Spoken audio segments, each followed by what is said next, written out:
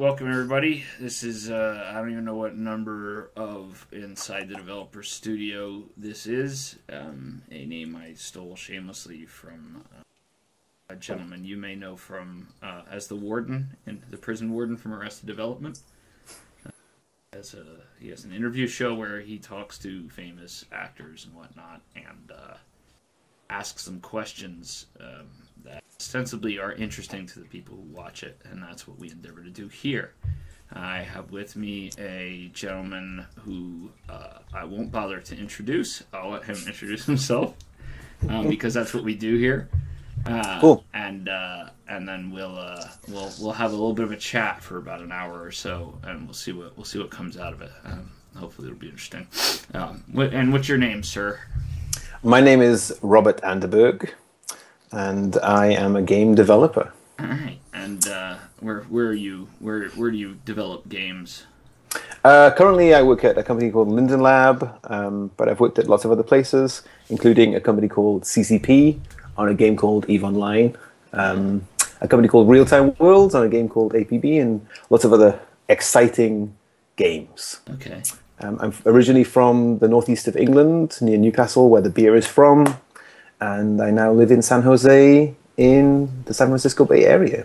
You're all Silicon Valleyed up now. Yeah, I say things like synergize, leverage, pivot. Cowabunga. You say cowabunga. I say, well, I have this whole training regime to trying to integrate into America. Yeah. So, cowabunga's on the list. High-fiving people appropriately. Yeah. is difficult. You find someone inappropriately. I do it all the time. Not there, Rob. Yeah, I just get on the train and high five someone, and they look at me funny. Not the crotch, Rob. Not the crotch. So, these are all. It's all part of the citizenship test for the U.S. Yeah. High fiving, cheerleading. Do they have pictures of people high fiving in different situations, and you have to say which one's appropriate? Yeah, there's like a picture. There's the social context, and then there's the they show you famous high fives, like the Top Gun one. Yeah. And they kind of ask you to reproduce that with the person in the room in the testing room. And so, how great would it be if you sat down and you look over and it was fucking Goose? That would be awesome. Yeah, that would be like Dr. Green. Green. It's the perfect man. It's the perfect. Or Slider. It could be Slider. Isn't he you do the sweet shirtless volleyball high five with Slider?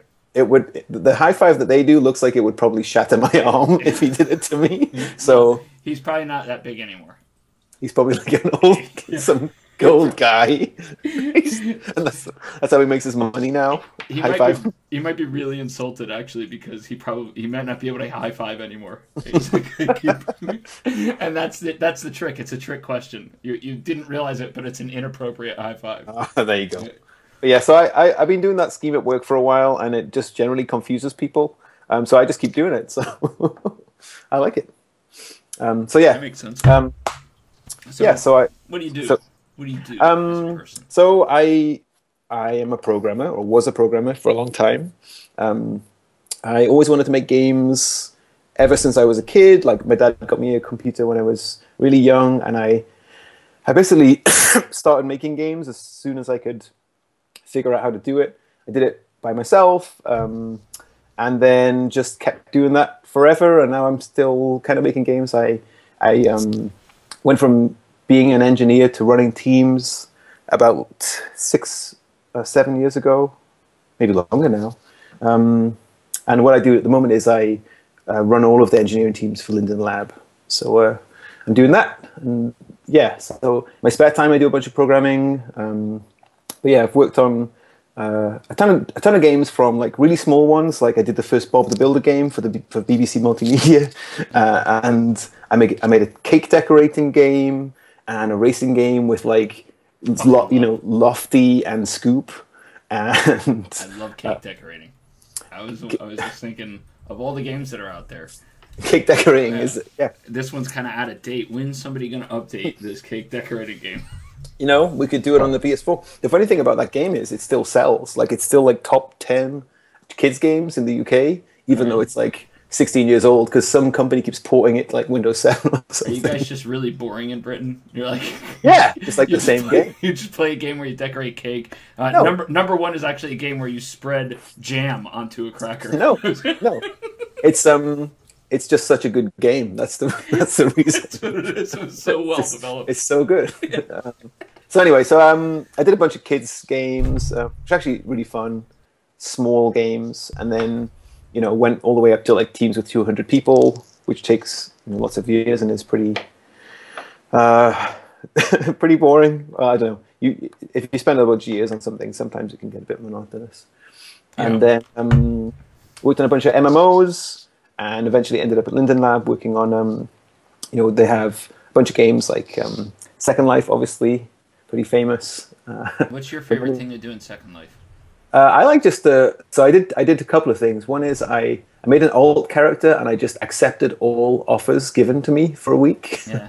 And I ended up in some pretty amusing scenarios, yeah. which was fun, like an S&M dungeon, for example. Wow, that sounds wonderful. So if you just say yes, that's actually what I did yesterday. Yeah, but in real life. Yeah, but in real life. Yeah. But if you just say yes a lot in Second Life, you can end up in wildly varying places. And then the other thing I do is I just go and hang around in the popular places. It's an interesting. I mean, obviously it's famous for all of the kind of adult content, but there's a lot of other really cool stuff in Second Life that you can't really experience anywhere else because everywhere else is some kind of game or something. So. Yeah. It's pretty crazy. It's crazy technically as well. They did some pretty mad stuff. And then just making that work has to be interesting. Well, I mean, the thing that's most interesting to me is they do cash out. So they're one of the few virtual worlds. Yeah, where you can go and like make hats or whatever, and you can get like $100,000 a year. So there are people getting paid millions of dollars for doing whatever it is people do in Second Life. I think the closest thing to that in a production environment right now is SOE has a program called Player Studio. Right. Yeah. You can design shit for the game. Yeah. I mean, the thing with Second Life now is there's no like if you just go and make stuff, you'll automatically get paid. Like you don't need to get on any kind of program or scheme. Like as soon as you make enough. Whatever it is, Linden dollars, you can cash it out. So it's pretty cool. How does the exchange for that managed? Well, is it just Linden deciding he'd like to pay less today? He's like, yeah. I don't really feel like paying this guy $50. Well, there's a embargo on. There's a thing called the Lindex, which is the like the currency exchange scheme, and it does go up and down. I'm not entirely sure how it works because I haven't spent a lot of time with it, but I know that like they had a full-time guy managing it for a while. So. Probably with the old version of calculator. You don't want to use. So he keeps track of everything. It was probably the Windows 8.1 version of calculator, and not the Windows 10 version. So it probably doesn't all add up. No, it's got all the wrong numbers in it. So worked on a load of different things. Let's take a step back. Where'd you go to school? I went to high school in the town I grew up in Hexham near Newcastle, and then I did really badly in most subjects because I thought that they wouldn't be useful in computer games, like for example mathematics and physics. Nobody uses any of that shit. Nobody uses any of that shit in games, as you know. Well, there's like one nerd maybe in the corner of the building somewhere who deals with that shit, but well, it was funny because everyone else just makes guns. Well, I remember being in maths class, and we were doing matrices, and I was like, I bet you could use these to like rotate things in games. And my maths teacher was like, "What do you mean?" And that was the end of my interest for a few years. So, what's a game? Yeah, what do you mean, idiot? Yeah. So I was quite stupid in the fact that I kind of just followed the things I was interested in and really didn't pay any attention to the other stuff. And then that meant that I got to the end of high school with, just about enough credits to get into a pretty bad university. Yeah. No, I shouldn't say it was bad. It was not a bad university. It's just not one of the top ones. Are you gonna hit us with some smug shit? It's a shithole you might have heard of, known as Cambridge. Yeah, exactly. known as Oxford. But yeah, it's pretty terrible. No, it was actually not a great university. So Sunderland University is not like one of the top, I don't know, 100 in the country. Yeah.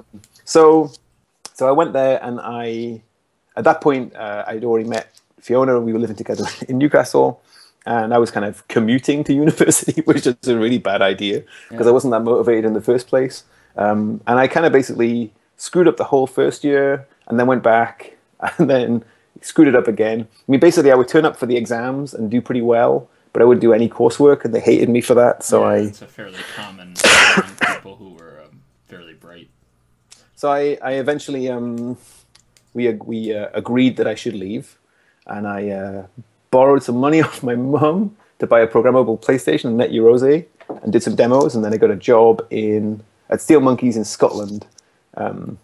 So Fiona and I moved. No, I moved up first for 6 months, and then Fiona came afterwards. It's a crazy plan. Yeah.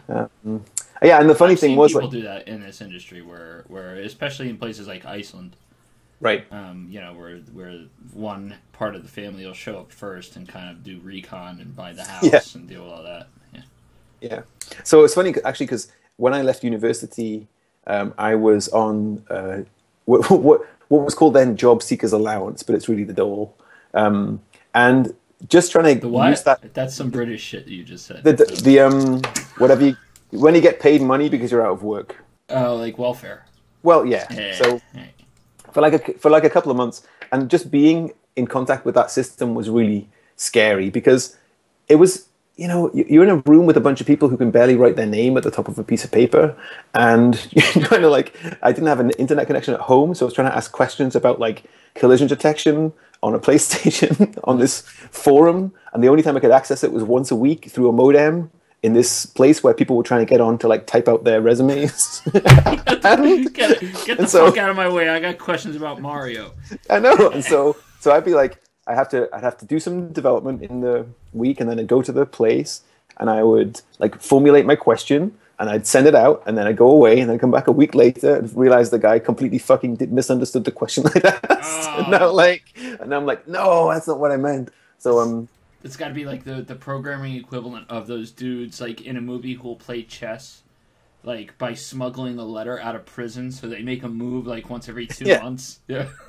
So that was not very efficient. But the great thing was that the lady that worked with me on that scheme, she made it so that I didn't need to go to any of the dumb interviews that I was supposed to go to for like a job in Safeways. I could. Did they have a thing where you have to be interviewing all the time? Yeah, and it's just so stupid because like, you can't actually get any shit together to get an actual job because you're spending all of your time filling in, application forms for like bread manager at Safeways or whatever it is.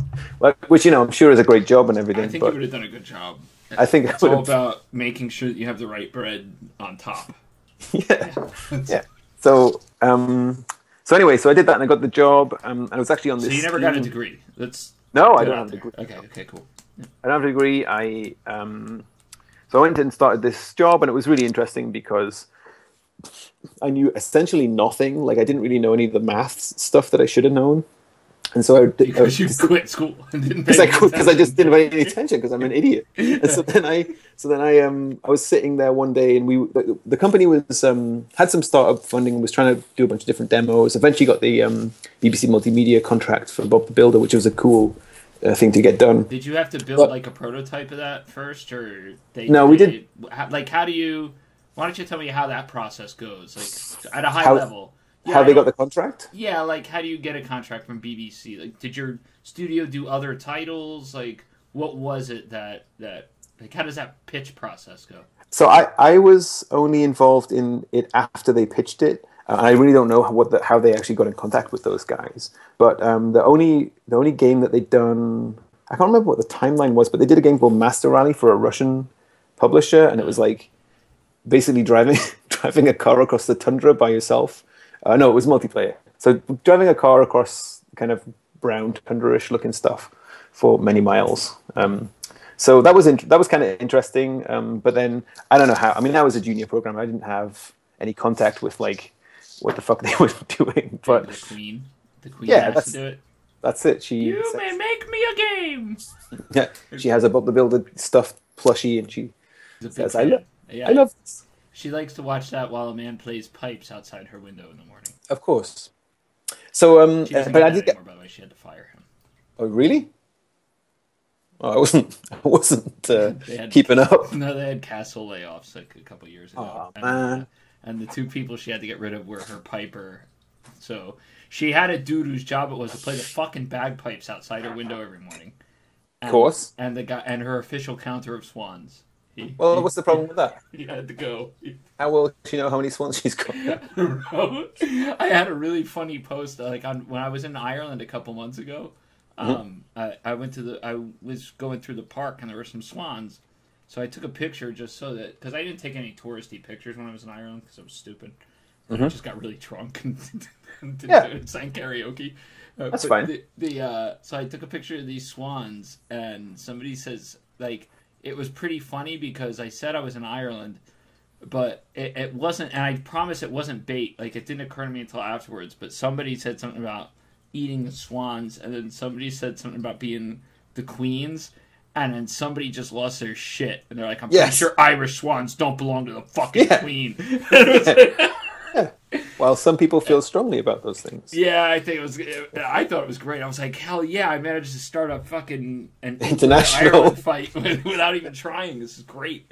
That was cool. Yeah, I have a theory about how to reduce the amount of money we spend on the royal family. And it's pretty simple. It's just stop giving it to them. no, because I think they provide a useful tourism service. So my plan is nobody goes to see the Queen. They go to see the castle. You can keep the castle.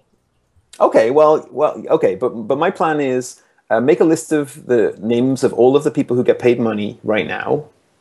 All of the royals, and then anyone who Americans can't identify immediately gets cut off. So I can get on board with that. Yeah, because ultimately, why are we? And then we'll do the same with Congress. Yeah, why have we got a royal family? It's not because we actually want to have a royal family. It's because people, we have tourism or whatever. Yeah. So let's poll the tourists, and if they know who they are, then they get to stay. Like Prince Charles probably staying. Some Duchess of somewhere else probably not staying. I have an idea. We can do that, and then to reciprocate, we'll get rid of some states. We'll give them back to you.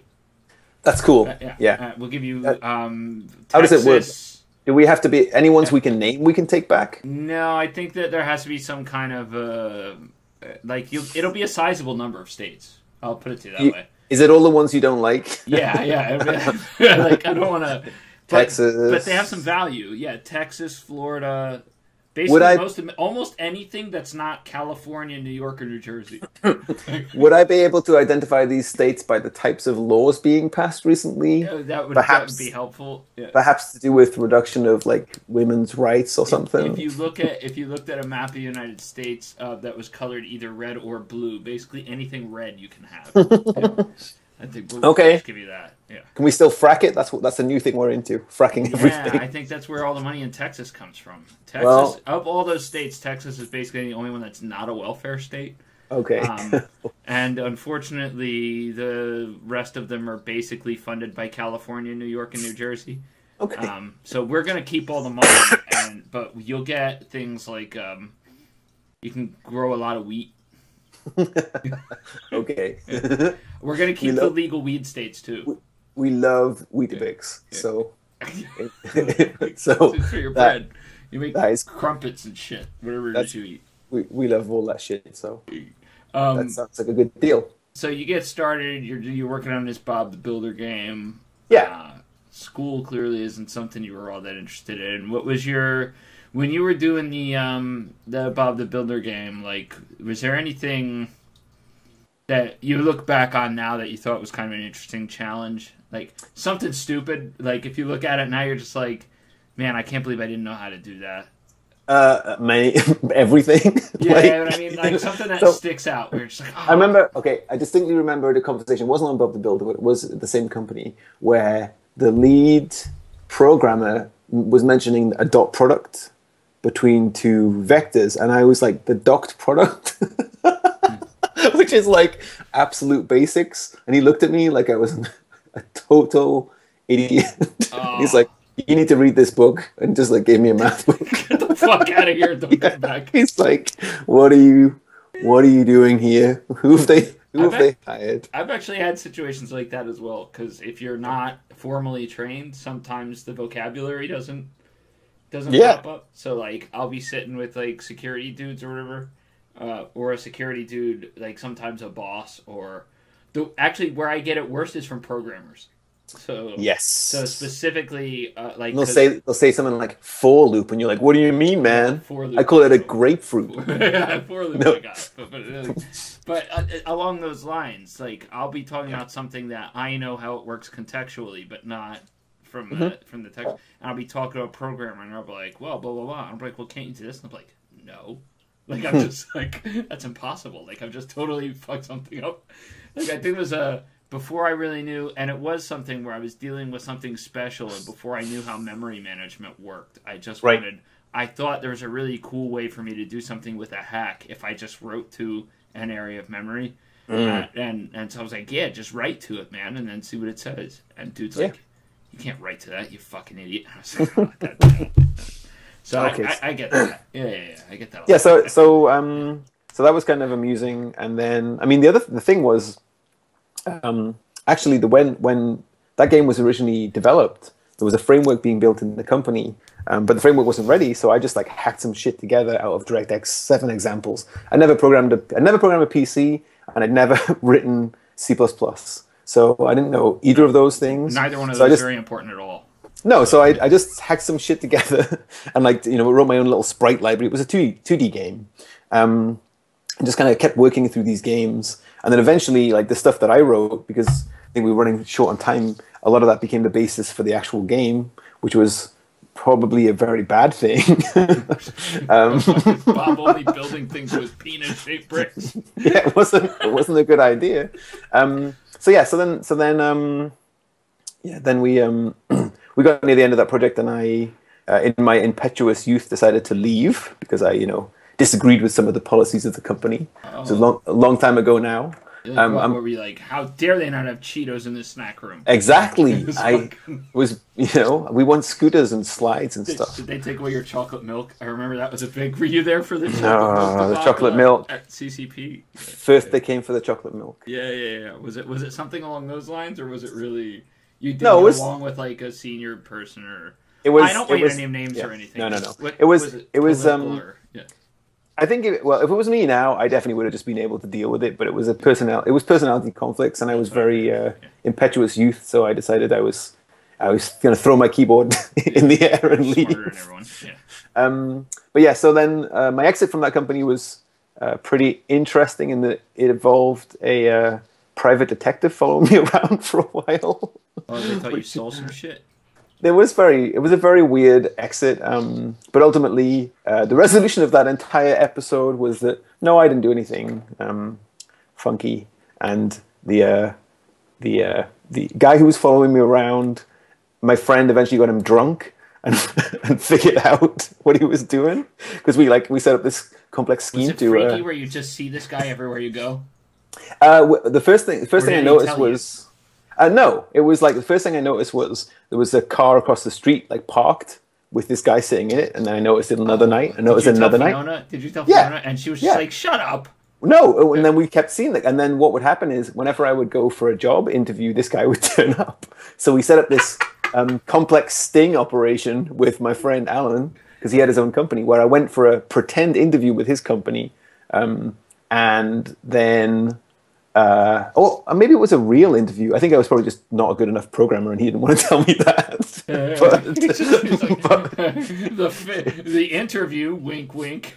Yeah. So then he got the guy drunk, and the guy's like, as I remember it, the story was he'd only been like a PI for like a week or something, and he spilled all the beans about like who was paying him and everything. It was terrible. Give you pictures of other people cheating on their wives. Yeah. So that was pretty ridiculous. It was actually very stressful. It sounds funny now, but it wasn't funny at all. You thought you might be in trouble or something. It was just. I mean. If in your first job this kind of stuff happens, you don't have any experience, so you're just like, what the fuck is going on? Yeah. So that was very strange and very very weird. And then my next job was a small company called DC Studios, and I actually joined as a lead programmer. After that, yeah. So he was. Was this because you killed the PI? No, well, no. You were able. I was able to navigate around that problem, but the next company was actually founded by one of the guys from the first company, and he asked me to be the lead.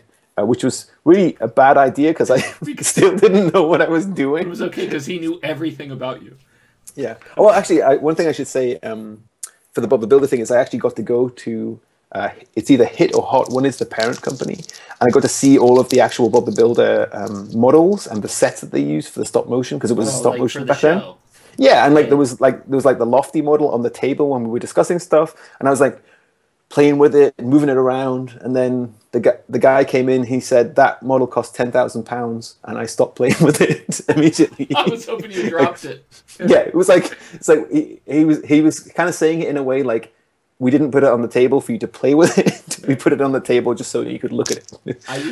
I used to work for a Bible company, like one of my first jobs, because and not very religious.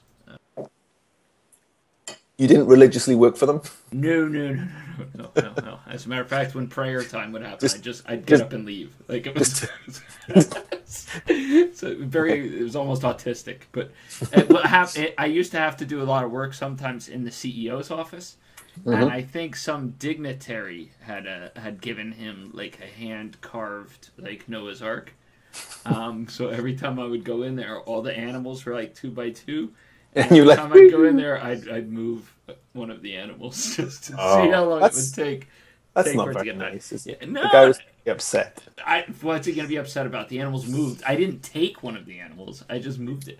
I didn't make the animals hump each other. That would have been the move. If I had the animals. Well, that would have been realistic, right? Because that's the whole point. That's what they would have done. That's what God wanted. You should have recreated the scene after they got off the ark. When they're repopulating the earth. Penis out of sheep. Everything is copulating. Yeah, but that was a place where we would do things like that.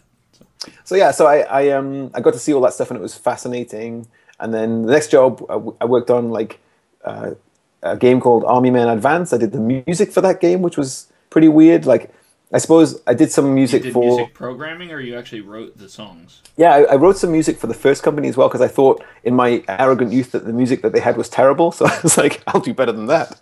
And I did some music for them for a show, like a trade show, probably ECTS or something. And then for the second job, it was kind of one of those places where people just did everything that any skill that you had was like used. So I did some music I wrote the title music and all of the sound effects and everything for Army Men Advance, which is music like? What was the theme? Was it very army like? Yeah, I mean, it's like whatever I imagined patriotic American army music sounded like, which is like I'd never been to America or seen any Battle Hymn of the Republic. Yeah, or seen anything to do with any of that. I'd never seen a film or anything that would give me any context. So I just I know how this works. Made that up. We love those chaps. Yeah, and then the game got pretty bad reviews, and one of the reviews said the music was terrible and like Hogan's Heroes or something. You read all the reviews and only to find people calling out your shit and then got upset about it. Did exactly. you reply? Yeah, I was like, "Fuck you." Well, no. What do you know about music, Dick? Yeah. So no, I didn't have any internet skills at that point. So I was like, pretty sucky. So and then we did a Winter Olympics game. We did Cartoon Network racing. We did a bunch of like Game Boy Advance stuff. So little games. Then after that, I went to Absolute Studios and did more BBC multimedia stuff. We did little robots like Mario Party minigame stuff, which was pretty cool.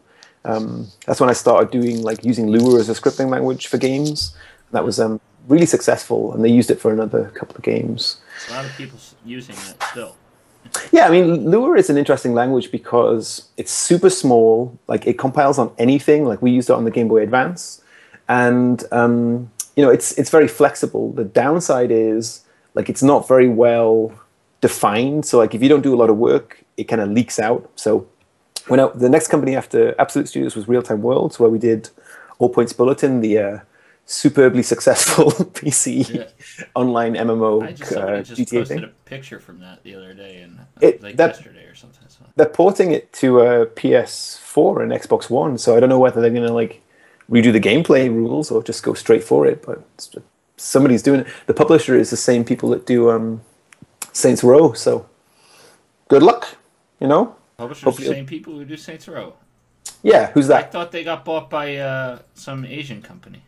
I don't know. That's all. Perfect World. No, but the publisher. No, I thought Real Time Worlds was being done by an Asian company. Originally Real Time Worlds was being published by WebZen, but before it came out, the guys bought the rights back, and it was published distributed by EA Partners and published by Real Time Worlds. So, yeah, but then it was bought by an Asian company. Oh, K2 Networks, the people who do all the ports of the South Korean stuff. I don't know, it was an Asian company. So why would the Saints Row people be involved in it now? I have no idea whether it's even the same game or the same team. It's the same. That publisher is the same ones who do Dead Rising. Is it Dead Deep Rising? Silver? Deep Silver. Yeah. They just released Sacred 3 and it was terrible. Okay, well, that's the total amount of information that I have about that project is it's being ported to the PS4 and Xbox One, and it's being published by Deep Silver. Yeah, well, it's better than not. Oh, yeah, the thing about Lua, though, and going back to that, one of the other things about Lua is you have to be very careful what it can do. Right, yeah. I mean, that's the... A lot of people make the mistake of giving Lua a little too much access. Yeah, and protecting Lua is a little difficult. Mm-hmm. Yeah, it certainly is. It's not a language that's really designed for sandboxing, although you can do that. So yeah, when I went to Real Time Worlds, I helped do the very, very initial setup. Although another guy called Barry Kens did all of the actual hard work of using Lua for Crackdown. So a lot of the AI and stuff in Crackdown is in Lua. But that did get kind of out of control, and eventually, tons of code was getting written in Lua, and it was too slow, so they had to pull it back a bit. But yeah, that's the mistake everyone makes because Lua it's like programming crack cocaine, and then next thing you know, you've got an MMO out there, and I can / command basically anything I want because I can just inject into the Lua VM and do terrible things.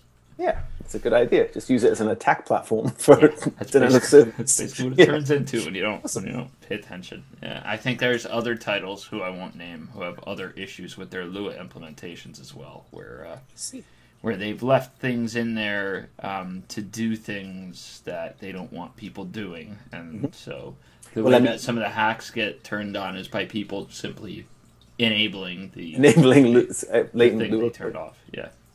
Yes, I mean, I could just list MMOs that I know that use Lua. So World of Warcraft is one, so for example. That could be who I'm talking about, maybe. It could not. Yeah. So I did a bunch of stuff at Real Time Worlds, and then I was the lead of the team for, 5 years, 6 years.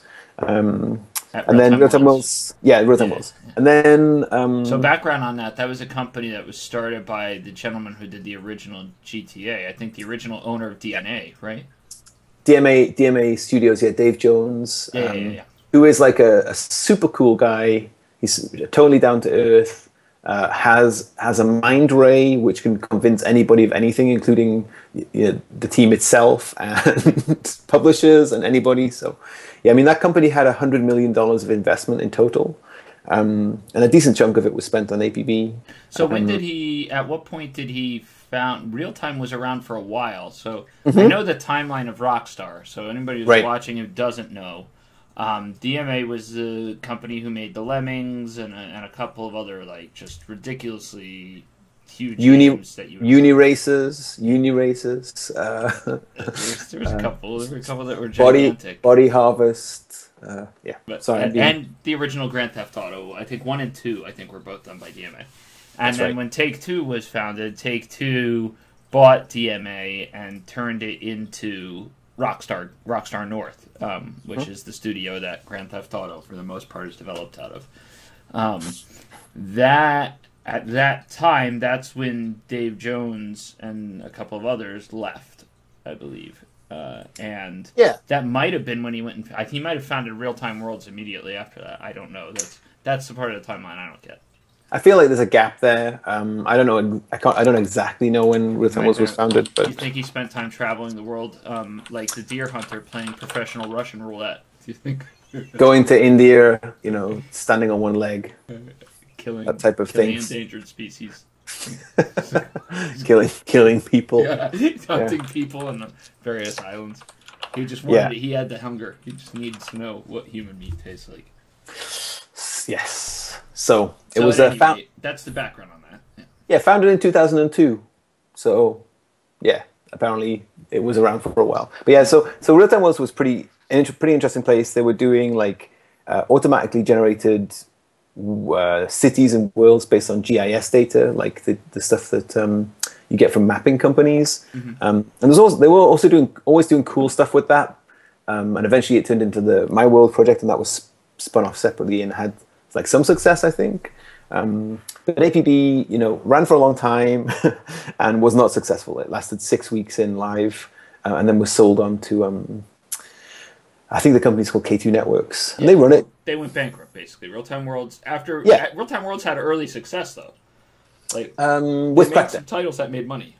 Yeah, with Crackdown, that's right. And the Crackdown team were totally different from the APB team mostly, and they did a great job with Crackdown. And it was, I absolutely loved playing that game. It had an awesome feel, just jumping around and throwing cars at people. Yeah, I enjoyed it too. Actually, both of them. I liked the sequel as well. Yeah, and so the sequel was actually made by Ruffian, who were the original team who kind of left and founded their own company. Yeah. So that was cool. Billy Thompson founded that, one of their founders. So yeah, did APB, and that was, I really hoped that was going to be successful and spent a lot of years on it, and then it was not successful. And that was a bad thing. And CCP got like 35 new employees in a day. Yeah. That's right. Yeah, CCP came over and talked a good talk. And sent Kurt, actually. It was Kurt. It was out there buying everyone beers. Yeah. And Ellender came over as well. Oh, did he? Yeah. So that was pretty interesting. So then I joined CCP. We moved to Iceland with a 2-week-old baby. I remember that. And another kid. I remember the Christmas party. You came at like the Christmas party, didn't you? Yeah. Yeah, or Christmas or New Year's, I think it was. And the baby was crying a lot. I remember that. Yeah, that was Hazel, and she basically cried for like 10 months continuously. So we were in another country. I think I remember saying that. I remember saying, man, Rob Anderberg's baby just cries all the time. Yeah, Fiona had just learned to drive in like a Fiat 500, and then we moved to another country where she drove on the other side of the road in a 4-wheel drive Subaru Legacy automatic, with a screaming baby in the car in the snow. And that was like her first driving experience. So, yeah. But she got on with it, It was pretty difficult. That was stressful. But CCP was an awesome experience. I actually loved living in Iceland, and we both look back on it and see that there were lots of really great things, but it was a very difficult year. Yeah. And I liked working for CCP. It was nice to work for a company that at least, had a bunch of people who had been really successful at making Eve, and a lot of really, really smart, intelligent people there. And that was really great for me because, that's what I was going for. Like at Real Time Worlds, it was all new guys and almost nobody had experience apart from the design team. So what you're saying is Real Time Worlds was a bunch of idiots. Led by me.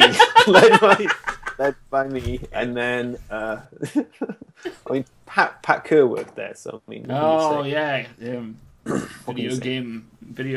the moral compass of the video game industry. Pat actually wrote the physics for the original GTA. Did he? Yeah, the story is that they were doing it some kind of the original one. For original GTA. Yeah, okay. That's right. Yeah, so they were doing like just traditional like game programming movement when they originally did it, and then Pat was like, I think that you can do like rigid body physics and stuff. And so apparently on his Atari ST in his house, he was a lot like younger, he figured out like how to do just, rectangles like colliding with each other with angular velocity. And he brought it in and showed it to people, and they were like, wow, that's cool. So it's like one of the first games that has like 2D physics. Which has now morphed into being able to target individual body parts for torture. Which is man.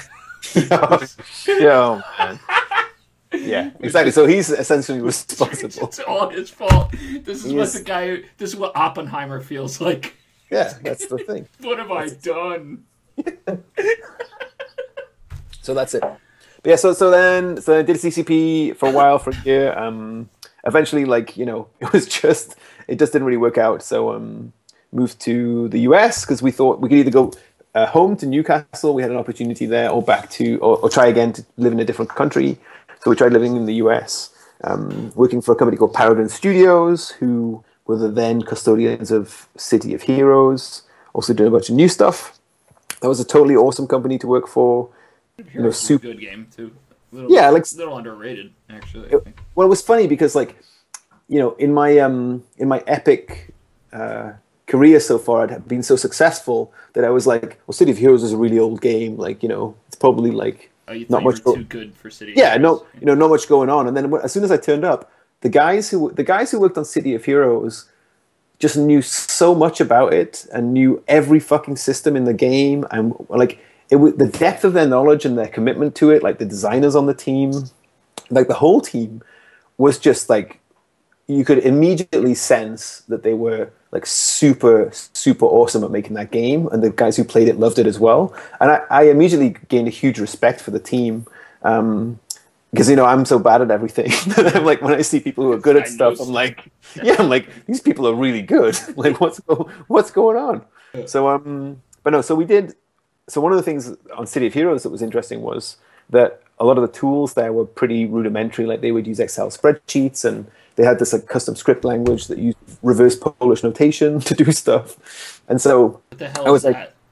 Well, it's like, instead of the normal way that you write mathematical expressions like A plus B, you do the AB and then the plus at the end. And so it's an easier way to parse it if you're a really lazy programmer, but it's very difficult to write and understand. Yeah. So then I said, hey, we could probably just hook Lua up to this and replace all of this stuff with Lua, and it'll be really easy to read and faster to develop, and give the designers more freedom. And some of the designers were like, whoa, that's going to be really difficult. Like, we can't learn to program. And then I'd open like a 7,000 line reverse Polish notation script that they'd written and understood, and be like, it's way simpler than this. Yeah. This is really complicated. Yeah. And so we basically did some like really basic, like, teaching people to program, because they hadn't really programmed before. And like, as soon as we got it working, those guys, I mean, the guy who did most of it. Just to interrupt for a second, they were working in a custom script language then. Custom script, like, plus. There's a lot of shops that do that, actually, where you'll build the engine, you have a core engine team. Right, and then you'll develop your own script language, or use a script language basically to control the rest of the title. Right, and so like, it had this custom script language, and then it also had like Excel spreadsheets, and it had all this stuff everywhere, which was difficult to manage. So we did some basic programming training with the guys, the designers, and as I suspected, they were all awesome at it, and just started like making new logic that had never existed before, and just awesome stuff. I love making tools and then having people use them, and it's always very satisfying. So they did that. Then eventually, NCSoft decided to close Paragon. We were doing a bunch of new stuff as well, but it was weird. That's the first time I worked for a company that had a profitable game that got shut down. So I don't really. It was pretty weird, like the whole scenario. I helped work on a plan. We're making money. Go home. I know. Yeah. I helped work on a plan to consolidate everything that ran City of Heroes, like on the data center side, into the smallest possible space, cheapest possible thing. We had it like disconnected from NCSoft, running separately. It ran on like 2 blade enclosures, the whole deal. Like, we squashed it all down, did a bunch of analysis, and still, NCSoft were like, nope. So we had it was like a funded buyout, like multiple attempts by us, by South Korean companies, and for whatever reason, NCSoft didn't want to do that deal. So it was very sad, because like the players, it was personal. They were like, that Anderberg fellow, fuck him. Well, it was actually weird, because the guys who played the players of City of Heroes were incredibly committed, and it was very sad to see them lose the thing that they loved, and trying to fight to keep it together, but then it just eventually all slipped away, and it was super sad. Like, they were genuinely like really upset that the social network that they had was going away, and it was pretty horrible. I mean, it was I was highly motivated to try and save it, but it didn't it didn't come together in the end. So I remember that seeing sucked. that happen. The one that I recall, I didn't directly have any of these things, but I remember hearing about them. Was when a particular title that at a place that I worked on for children was shut down. Oh And yeah, it's all like sad letters, like sad emails from little kids who can't understand. Like if I buy Yeah. another puppy, will you be able to keep the servers open for them? Like it was the saddest shit shit. ever. Yeah. it was, and it's like it was horrible. So I really felt bad for those guys because they were losing something that was something that they did, some hobby or some spare time thing. So that sucked. So we did that. That And shut that's down. also stressful because you've at this point, in 3 years, you've basically circumnavigated the globe with your family, right? Yeah, that was very bad. And I was on an H-1B visa, so if I couldn't find another and you're a job, visa holder, and you're living in one of the most expensive areas of the country.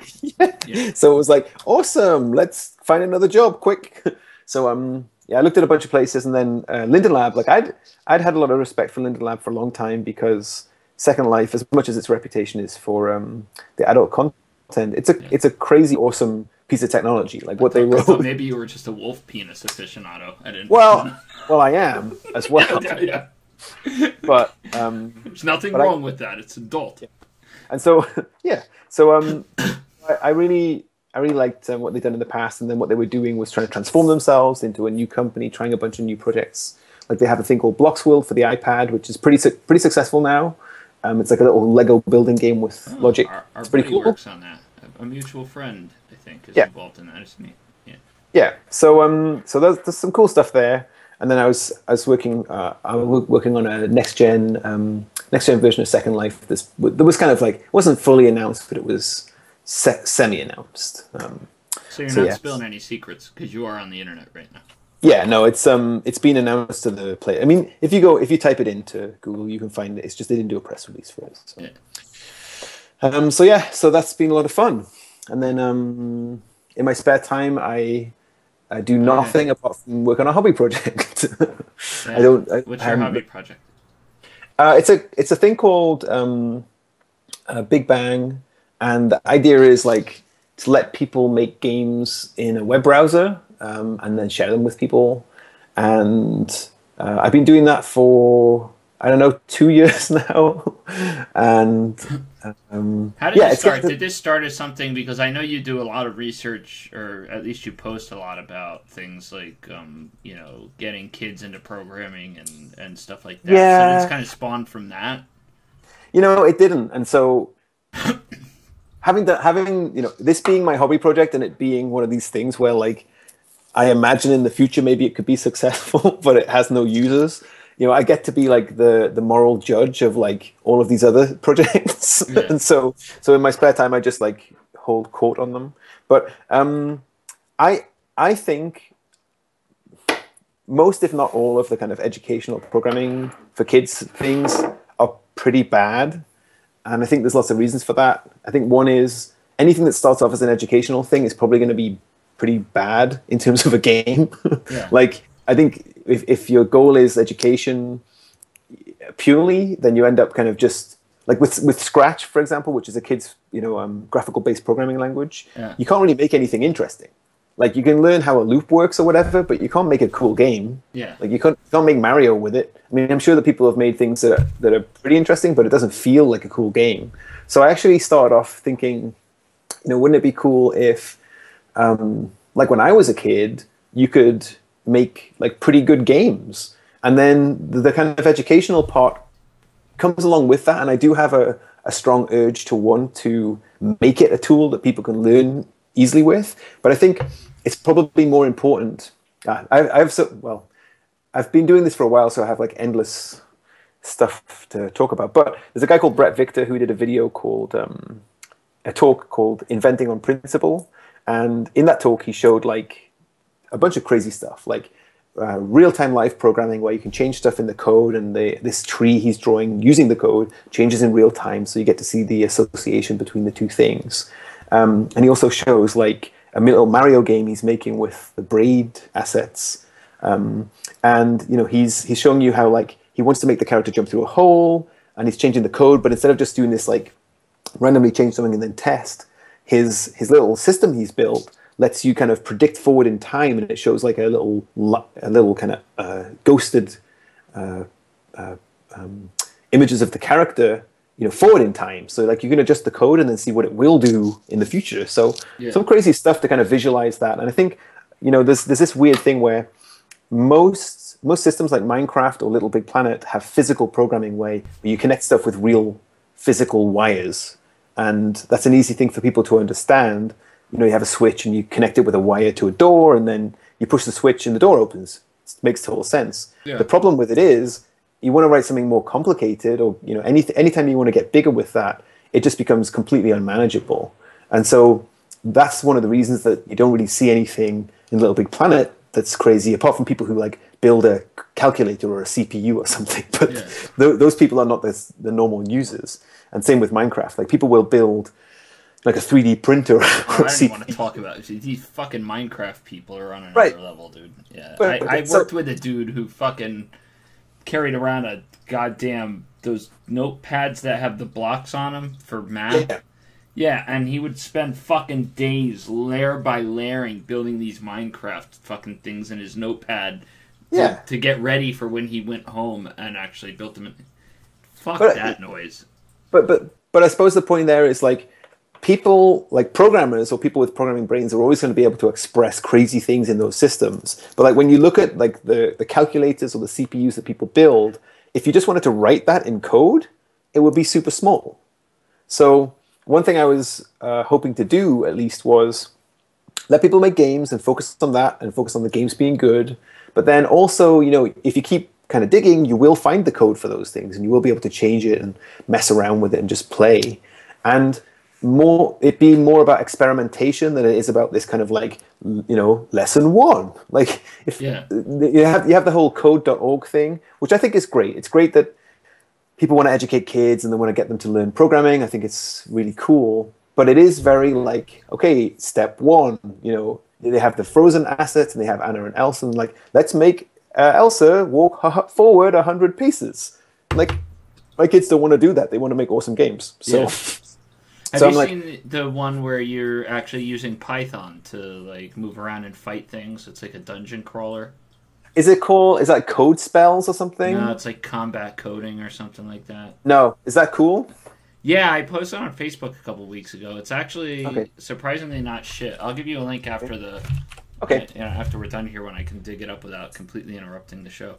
Yeah, but it's actually pretty cool. It's like because what you're doing is you're using programmatic themes to maneuver around a dungeon crawler. Like it looks cool. Like a roguelike. Yeah. So you have to program it to like and instead of developing functions, your functions come from like your upgraded equipment. So like, that's cool. You get the attack command when you get the sword, or you get the block command. Yeah. And so like you have to tell it, and when you get a certain hat, then you have the ability to detect. You have the ability to scan for other objects as opposed to having to name them when you do stuff. So it's all about, and basically what you have to do is write code that would get you from point A to point B, killing anything in between, dodging anything, and whatever else. Yeah, and basically you hit execute and everything goes through, and it's actually Python that you're using for the most part. Cool. Yeah. So I do look at most systems that people make that, but I also. Like when I was making this project, when I was first doing it, every time any project that would come out that was even vaguely similar, I would be like having a panic attack and like going through their website and signing up to everything and being like, is it the same idea? Is it the same idea? Stealing all their shit? You stealing all their shit, Rob? No, I'm just like I was like private. I was following you around. I was super panicking that like somebody was like doing the same idea, and then I realized after a while that like. It doesn't matter. It just doesn't matter. Now I tend to just steer away from things and just ignore them, and then just keep doing this thing because I feel like you can have two things that are pretty similar, and one can be interesting, and so can the other one. Yeah. So I'm just gonna like keep going with it. So I work with two other guys, an artist, and then in the last 3 months another programmer, and it's getting to the point where we're going to be able to get some initial users and just see how people like it and start, seeing what people want to build. But it's been fun so far, and I'm hoping at least that like it's the kind of thing that people who've played Minecraft but are kind of frustrated with how difficult it is to make stuff in Minecraft, like logic, might be interested in. Like I know the people by difficult to make stuff. Do you mean like for modders? Because my fucking kid plays Minecraft on his iPad and he's 5, and that's too advanced for someone. Yeah, no, I mean, they need to do something else. I mean modding. I don't mean just. I mean, so Minecraft is genius in the fact that it's just building out of blocks. Yeah. And a lot of people, I don't know. People say like Minecraft is this one-off thing. It is, but it also has this super simple way of building. So, we were inspired by that, and you also use voxels. But I mean, if you want to make like a mod or like a game, EverQuest Landmark is doing, right, where they're using voxels for a builder. Yeah, EverQuest Landmark is kind of different because it's trying to be like more like next generation or like great looking graphics. I'm just going for the super basic thing. But yeah, what I mean is like if you want to mod Minecraft, you need to write Java. Yeah, and it's that's a big leap for people to go from like using Redstone to open doors to writing in Java. Yeah. So I'm hoping like people will make some cool stuff with this, and it'll be fun to create and share, and also make it so that you can do it on a tablet, because there are not many things that you can get, not many apps that let you like make games or program on tablets effectively. Well, I mean, writing code on a tablet has to be a pain in the balls. Like, yeah, I mean, so just typing. Like, how do you bridge the typing gap? Well, I think it depends how much time you want to talk about this, but I think that at least on Android, getting a different keyboard makes a massive difference. Yes. I mean, I use a different. I swap keyboards out, especially because whoever replaced Steve Jobs up there likes to maniacally just move buttons around every once in a fucking while on the iPhone. So yes, and now I just hit. I think I'm hitting space, but I'm putting periods between all my words, and it really pisses me off. So fuck you, Tim Cook. Yes, that is frustrating. But yeah, so swapping out on Android, at least for something like the Hacker's keyboard, where you have proper cursor keys, and if you the thing on the Hacker's keyboard is if you hold Shift and hit a key, it does what a real keyboard does. It does the modified key. You don't need to like toggle into Shift mode and all that crap. But then at least on Android, if you hit 7 times on the Hacker keyboard, you automatically hack whatever it is you're doing. Yeah, that is true. Yeah. Or if you type acid burn backwards, the Gibson just falls apart. Yeah. So there's that, but there's also one of the things I'm kind of interested in is developing economies like the BRIC territories, and so Brazil, Russia, India, China. A lot of those countries now are just skipping straight to tablets, and a lot of the tablets are Android based, and a lot of them are very very capable basically. And if you plug in like a Bluetooth keyboard and mouse, or just a USB keyboard, you've basically got a computer that you can use to make games using this thing. So I don't know how many people would actually do that. I think that's one of my like completely non-realistic things that I would like people to do because for programming? I have a Nexus 7 that I run a full-fledged like security pen testing distro on. Right. But the application there is that I need to be able to use it like it fits in a pocket. Like nobody quite knows what you're doing with it, right? So yeah. So I think like if you could make something, there's also a thing called AIDE on Android, which is a full Android development environment on a tablet, and you can actually publish to the Android store from that app. So I like the idea that people would have like a way to make a game and share it with their friends and work on it together. Just straight from the tablet instead of it having to have like a desktop PC or a laptop or something. Because I think it makes it more accessible to people who may not have all of that other equipment or whatever. So that's one of my unrealistic project goals that I have. That makes sense. And so, I mean, for the most part, what you're doing is you're essentially trying to build an engine that people can use to create stuff.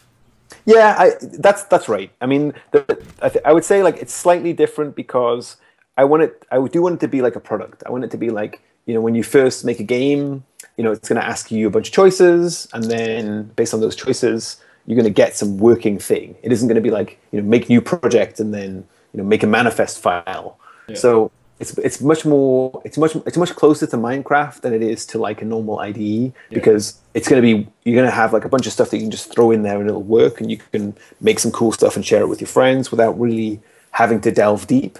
But if you do that, it's going to be all available to you. What if you don't have any friends? Can you put some friends in the game so You can that make I your can own. just share it with them? You can make your own friends in the game. They put their own text in, like, "Hey Sean, what's up today, buddy?" You're the coolest. And you'll be like, yeah. "You're the good Facebook post." And then you could like type in like if text equals "okay, buddy," then high five. Appropriate. Appropriately. Yeah, that works. All right. So that's what I spend a lot of my spare time doing. I don't really do anything else. Like I do all the kids and family stuff and my job, but then how many kids do you have? I got 3 kids. 3 kids. Yeah. And you know, what have they accomplished as children? Like, have they written any games? Well, we actually make games in Big Bang together. I use them as my my test subjects. Captive test subjects. Yeah. Do they enjoy it? They do enjoy it. I don't enjoy it because what happens is we start a new project and then they immediately ask for things it can't do. Yeah. And then I'm like, I want a hot dog. Hot dogs aren't done yet. Let me code some shit. Yeah.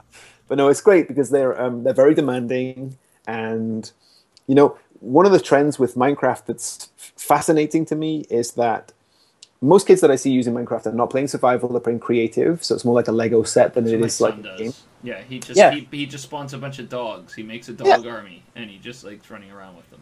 Yeah, so it's much more about free play than for that age of kid than it is about like timers and countdown and challenges. Winning. Yeah. And my kids hate that shit. Like as soon as we have anything in any of the games that we make within Big Bang that has any of those constraints, then they hate it and they don't want to do it. So in Minecraft, like on YouTube, the most popular channels are just like storytelling, right? Like Stampy Longface or whatever has 20 million subscribers, and it's just like it's like a kids' TV show. It's about storytelling. So yeah, it's the slightly less creepy, like dude to move around like action figures and talk, right? Exactly. And so then one thing. Man. Yeah. What's going on today, Sean? nothing. Best friend 2. Yeah. Anytime I see my kid watching that shit, it gets changed immediately. Yeah. So But he watches he watches the Minecraft shit religiously, like, and right. That's how he knows how to do stuff in the game. Right. And so when you think about like. One of the things I really want to make easy in Big Bang is people making stories. And so one of the things was pretty obvious to me early on from playing with the kids, making games with the kids in Big Bang is they just want to make stories. And so if you don't have like text support and you don't have like make a character be able to say stuff and then do things based on that, that's actually probably more important to me now than. Previously, I was just concentrating on like shoot 'em up stuff or making Breakout. So we put a lot more effort into that stuff, and that's kind of the direction it's going. I mean, eventually you'll be able to do all of those things. It's just we're going to pick something to do in the first place. So you have to achieve something at some point. Yeah. And one of the problems with the spare time project is no one's telling you what to do, right? Yeah. That's the kind of the definition of a hobby is that you don't have to do it for money. And what that means is focusing is sometimes difficult. So just trying to figure out like, okay, what are we actually doing? Like, basically, are we going to achieve anything? And same thing as me trying. I think I've started trying to learn about 7 different programming languages. Yeah, and so now. So I have a shared storage drive, like a NAS box. And the data on that NAS box has been migrated from various other storage systems over the course of 12 years, and then I have like my projects folder within that thing, right? And in there's probably like 100 different projects. They all have names. They're all like variously not working. Just in various dreams. Yeah, the next big hit could be in there. Yeah, and it's all like this awesome idea I had for a space game, and like this cool thing. And so, Big Bang is like the first project that I've stuck at for a very long time. Like my nature is that I'm just all over the place, and so Big Bang lets me do a bunch of stuff, which is cool. But also the problem with it is because I'm interested in so many different things, I have like a million ideas for what would be cool, and so I just have to force myself to stay on target so we get stuff complete. Because otherwise, well, yeah, because like so for example, I got a Super Nintendo sound system emulator, open source project, compiled it using Emscripten, which is a C++ to a JavaScript compiler, and then got it working so you can like play SNES Music. stuff through the browser. And I'm like, this is great. We'll put it in a separate thread, and then people who are making games can make awesome music as well. But then I'm like, this is a total waste of time. What am I doing? Like, it's nothing to do with the main goal. So But it's everyone kind can of add chip tunes if they want now. well, that's I'm going to do that at some point. It's on the list. It's on the list, but there was a valid reason. Every one of these things has a reason, and the reason behind that one is the games right now when you download them are the whole thing, the whole engine and everything is about 1 megabyte, and then once you've downloaded it the first time, the games are about 40K or less, even for a big game. And so, but then the music happens through YouTube, and so then you stream 100 megs of video in order to do the music. So I thought if I did the chiptune thing, then the music would be tiny too. Because right now the cool thing is on the cell phone, you can load the games up on a really bad cell connection. Because they're so tiny. Yeah, because they're tiny. So it's really pretty fun to do that. So anyway, so the project is now more organized than it was. We use GitHub for development, and it's pretty fun. But I spend a lot of time obsessing about that, and then that's pretty it. So I program JavaScript in my spare time and know a lot about JavaScript. Yeah, that's good. What would you if you were talking to a young man, if you were talking to not necessarily young Rob Anderberg, but he was an idiot, an aspiring, maybe someone more intelligent, but like an aspiring young person who is interested in the industry, what advice would you give them as far as, because you get that question a lot. Hey man, how can I get into the game industry? So I'm just going to ask the same question everyone asks, right? Because that's what we do here. You mean to be a programmer? Specifically about programming or even the game industry. I mean, I don't interview people who work on Excel because I don't really give a shit about. Okay. Yeah. So okay.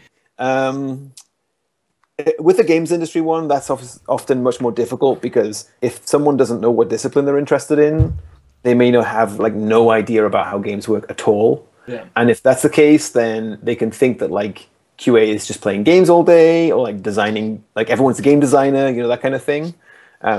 Somebody who doesn't know how games work. But if it's programming, then generally, I try to give advice that people should learn programming in an easy to learn language, but try and figure out what it is they want to do.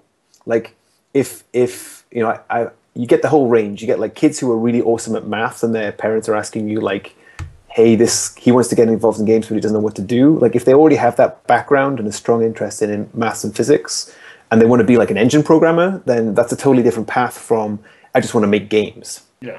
Because if you just want to make games, then there's endless systems already. Some of the guys who used to work at Real Time Worlds do Game Maker, Yo-Yo Games Game Maker. There's tons of systems. It's the whole range from I just want to put a game together. I don't really want to know how to program.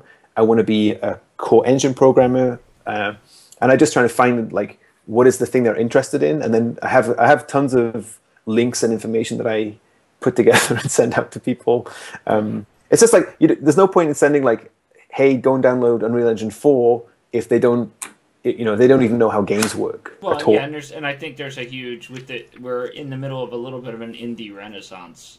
Absolutely, right now. Yeah. And everyone does it. So I think there's a big difference too in having a conversation with someone who's say, how do I get to work on GTA versus how can I make a video game, right? Yeah, and so you have things like, hey, I have this cool idea for a 2D game on an iPad, or hey, I'm head of my class in physics. I want to make games, core engine guy. So really, I've learned over the years to ask a lot of questions about what it is they want to do, and try and help them. Because there's just endless, there's so much information, so many free tools now that is.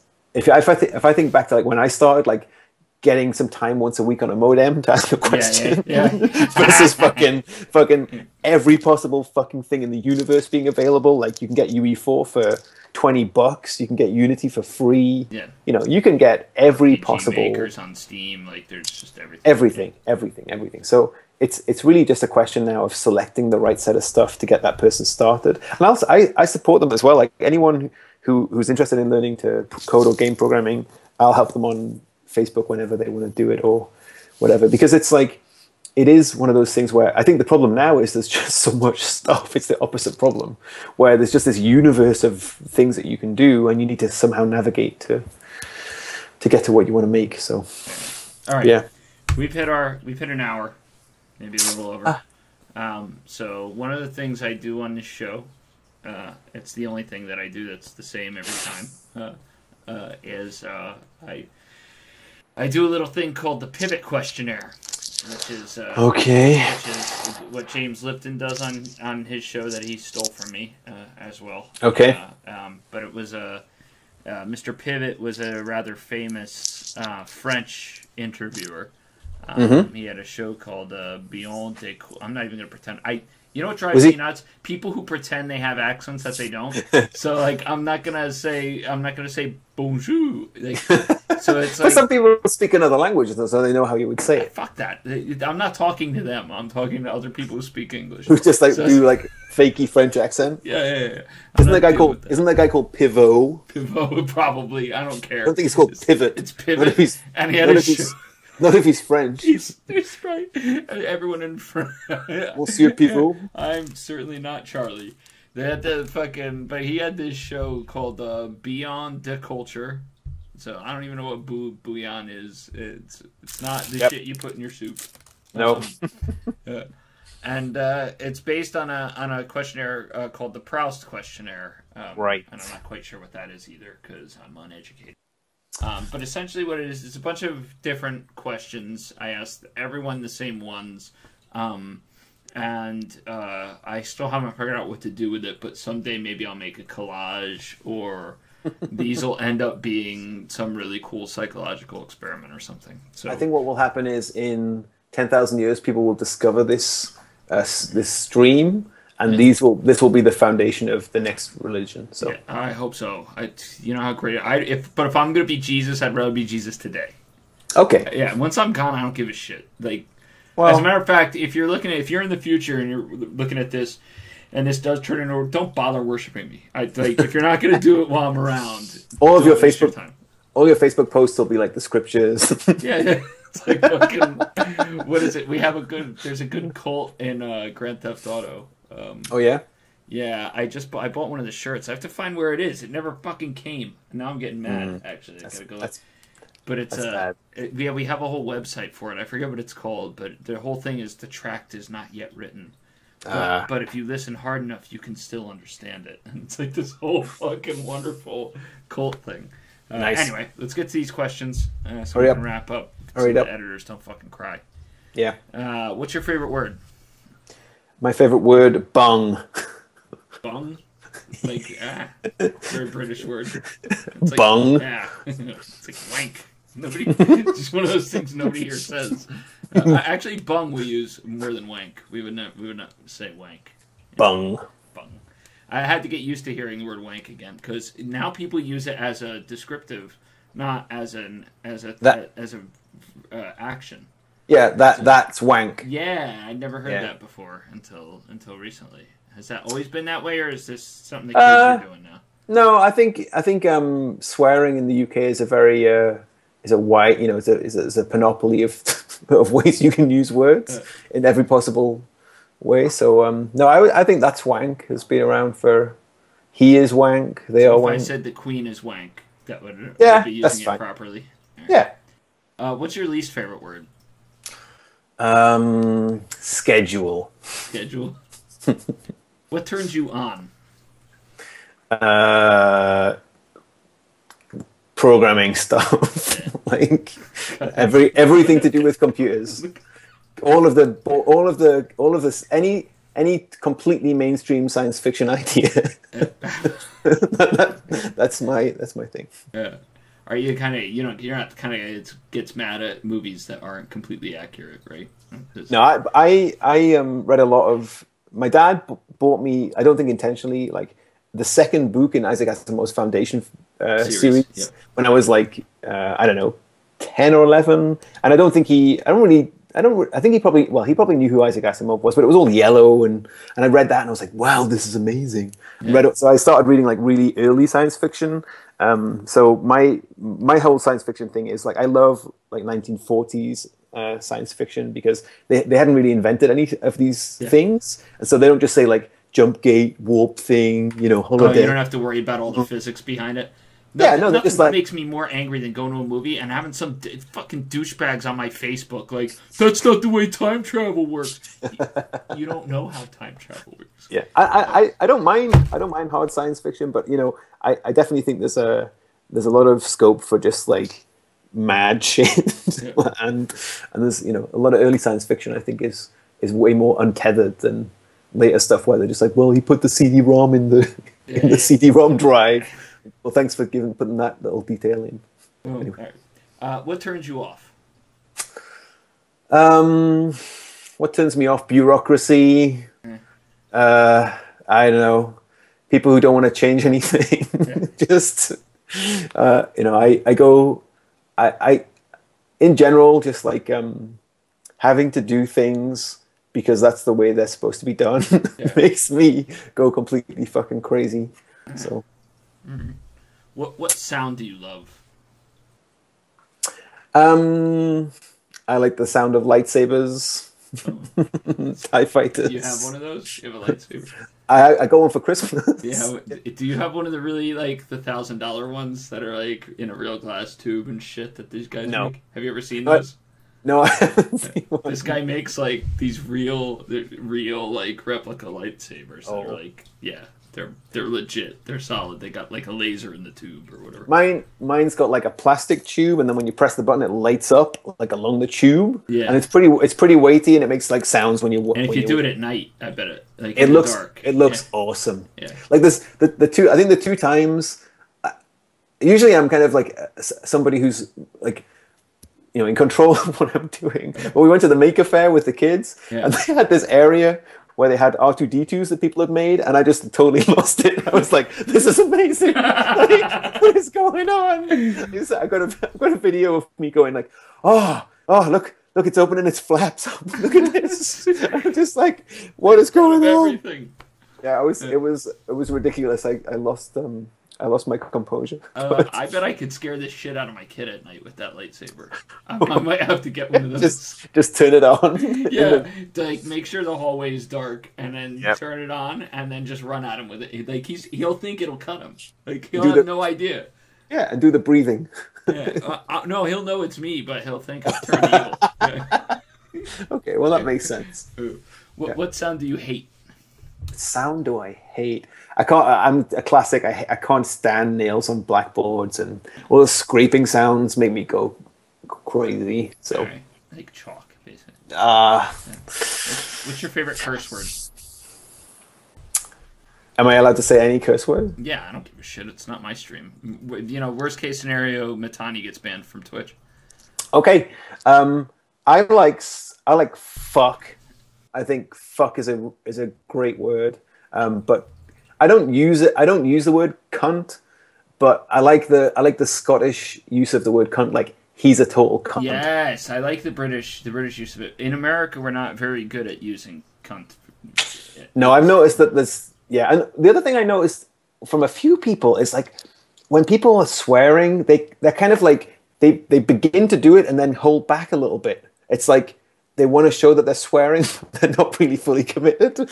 And having lived in Scotland for a while, like instead of saying "fuck off," they'll say "fuck off," kind of like they're just testing the waters. Yeah, just like I want to say that, but but my mom might hear me. Yeah, I'm not fully committed. Whereas having lived in Scotland for a long time. I've heard some very committed swearing. Yeah, I was raised by drill instructors. I have a hard time not using the words creatively. I use fuck every other word. It's an art form. Yeah, I mean, I had one of my English teachers, one of my first English teachers. Whenever we hear anyone swearing, he would just say, he's glad that we all have these great vocabularies, but these words are not appropriate for this particular very thing. British way of dealing. Yeah, with but it. I just love the fact that he was like, well, these are all words in the English language. You just don't use them at this point right now. Yeah, yeah. He wasn't like, you're all bad people, which I thought was a pretty cool. He was a cool guy. Also, probably accurate. That was probably. Yeah. He was very. It was accurate. What profession other than yours would you like to attempt? I wanted to be a air sea rescue helicopter pilot.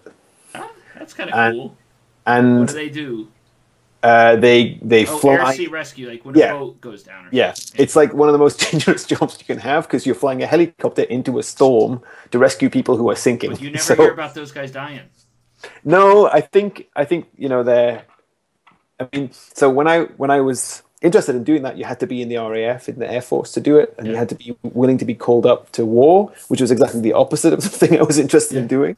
So, but now I think commercial pilots can do it. No, or killing people. Like I wanted to be saving people. Now I'm firing rockets at them, but this wasn't in the plan. So yeah, so I wanted to do that. I like to think I would have been pretty good at it. Killing people or rescuing people now? Rescuing people. But I like the idea of that. You used to see them because we lived kind of near the coast and used to see the yellow helicopters going out to save people. Did you ever consider maybe going vigilante like Batman? just buying your own helicopter and just rescuing people? Like get your own Airwolf. And they're like we're not drowning. We're not drowning. You're just rescuing them off their boats. Just going for a swim. Yeah, it's like, don't worry, I've got this under control. Put yourself in the harness. Like that guy. Who's that guy? Who's like the pretend superhero guy? He runs around in a suit in a real city. Oh, they have a bunch of those. They're real superheroes, man. Yeah, there's some shitlord down here in San Diego who does that. Yeah, so be one of those. Florida Man is one of them too. And then you just dress up in a suit or whatever and be like, "I've got it.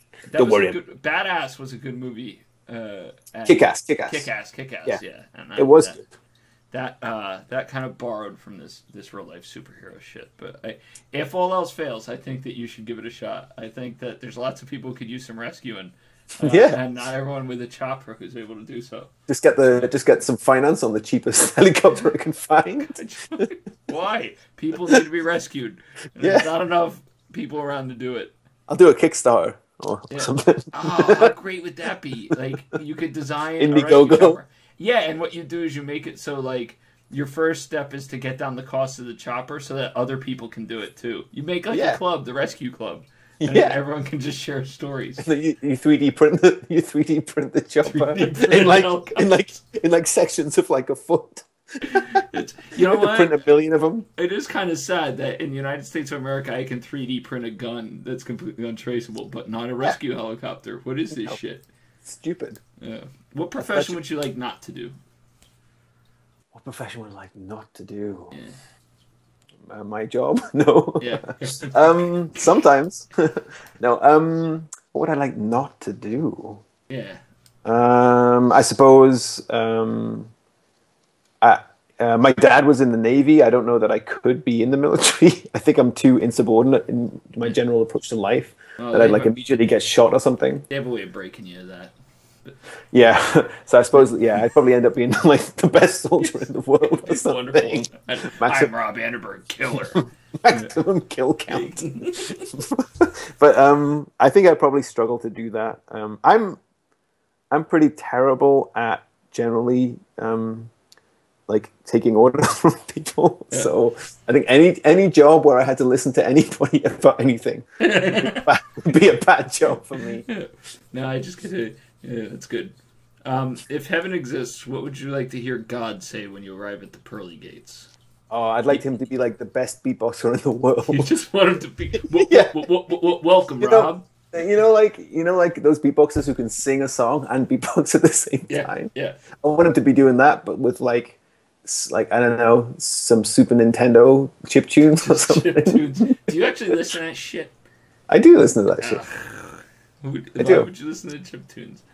I think it's I think Clegg does that too. Adam Clegg's one of the designers. He was on PlanetSide 2 and H1Z1 now, and he listens to shit like that. I can't. As an aficionado of chiptunes, there's a huge range of quality, and like probably somebody who doesn't listen to a lot of chiptunes couldn't tell the difference.